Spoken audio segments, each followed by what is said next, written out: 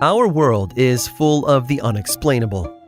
And if history is an open book, all of these amazing tales are right there on display, just waiting for us to explore. Welcome to the Cabinet of Curiosities.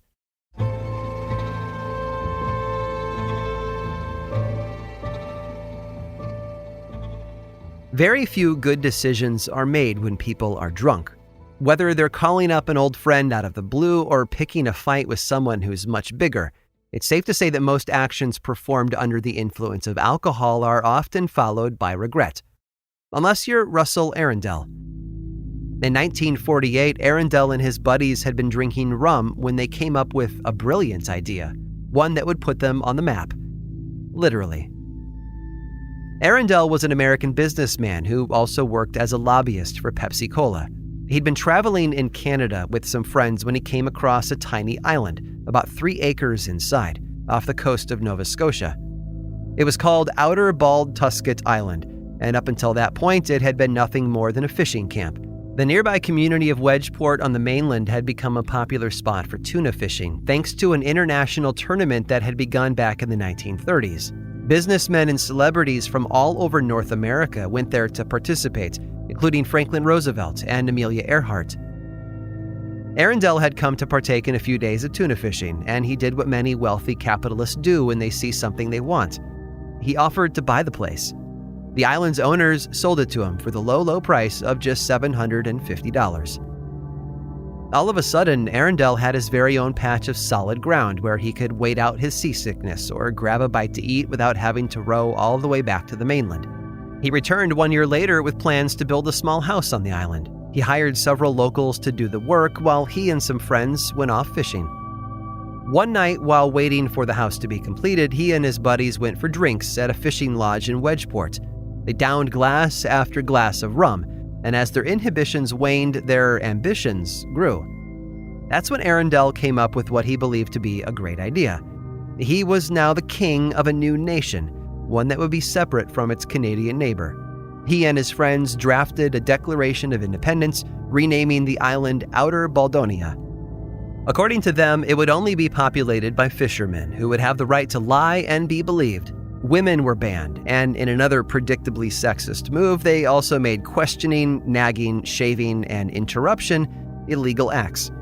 The currency of this new land was called the tunar, and all citizens who caught bluefin tuna would be declared princes. In fact, Arundel would go on to mail over 20 letters to people that he called acquaintances of caliber, naming them as princes. The island's primary exports would only be empty beer and rum bottles. Passports were issued, and at one time it boasted a navy of 70 admirals commanding all manner of vessels, mostly of the fishing variety. By all appearances, Outer Baldonia was as valid a nation as any other, and it had all been started over drinks at a bar. 1 year later, in 1950, the Principality of Outer Baldonia was listed in the Washington, Chesapeake, and Potomac telephone directory, using Arundel's office phone number at the U.S. Capitol as its point of contact. Map-making company Rand McNally even included it on a map for a time. Arundel even tried to have Outer Baldonia stamps issued, but couldn't get the project off the ground. As the years went on, Arundel stopped visiting his micronation as frequently, and it eventually faded into obscurity. In 1967, reporter Nancy Coe interviewed him for a story about Outer Baldonia that she was writing for Sports Illustrated. He told her how President Truman's former vice president had asked to be the Secretary of Treasury for his country, a nation without money or assets. By the early 1700s, Arundel had stopped visiting the island entirely, so he transferred ownership to the Nova Scotia Bird Society. Today, the island still exists, but it's been converted into a bird sanctuary. Visitors are welcome to stop by and even hunt during the right season. Oh, and the tuna fishing tournament has also returned after a 40-year hiatus. Participants who catch something aren't named princes anymore, but they'll at least be able to grab a drink with friends if they want to, just as long as no one gets any wild ideas.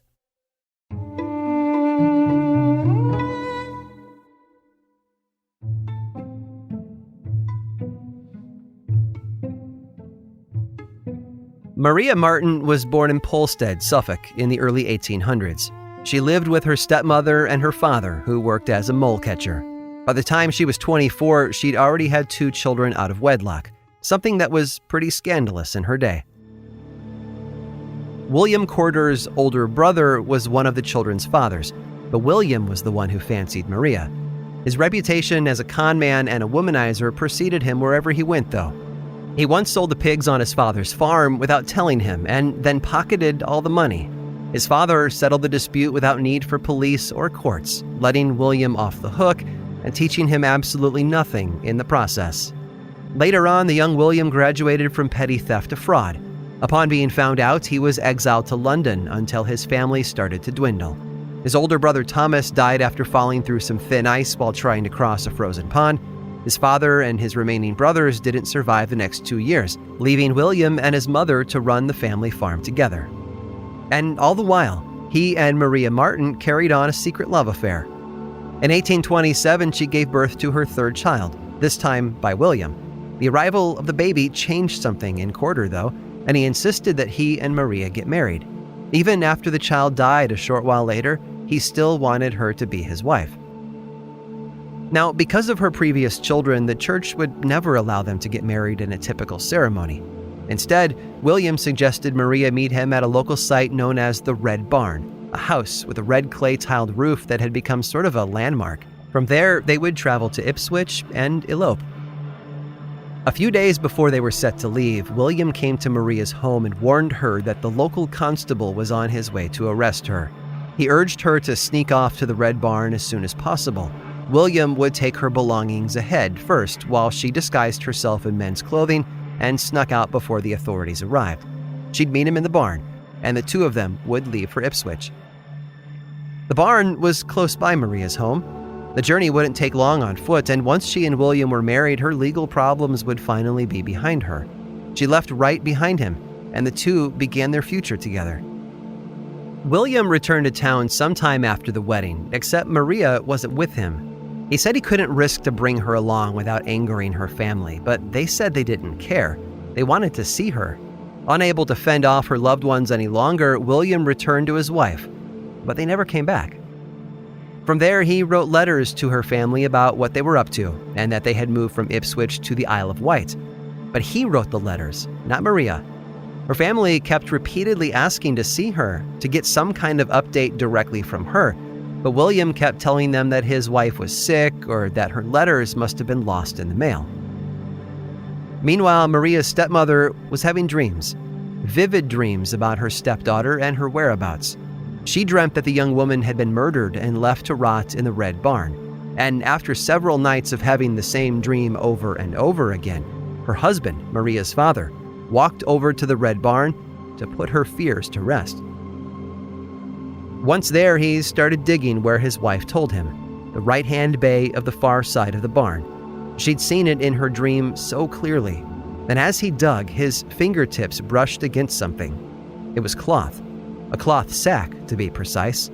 And after pulling it out and looking inside, he recognized its contents immediately. It was his daughter, Maria. The only suspect who came to mind was William Corder, the last person to have seen her alive. They finally tracked him down to a ladies' boarding house in West London, a business he ran with his new wife, Mary. The police arrested him and brought him back to Polstead for a trial. At first, he denied having killed her, but all the evidence, such as witness testimony and a green handkerchief of his that had been tied around her neck, were enough to convict him.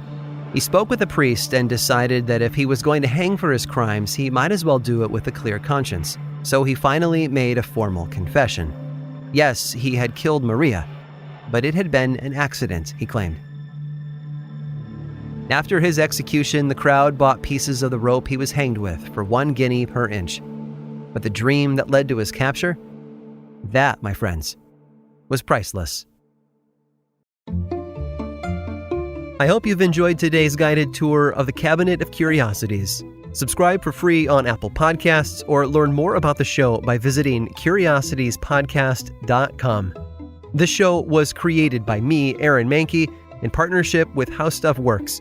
I make another award-winning show called Lore, which is a podcast, book series, and television show. And you can learn all about it over at theworldoflore.com. And until next time, stay curious.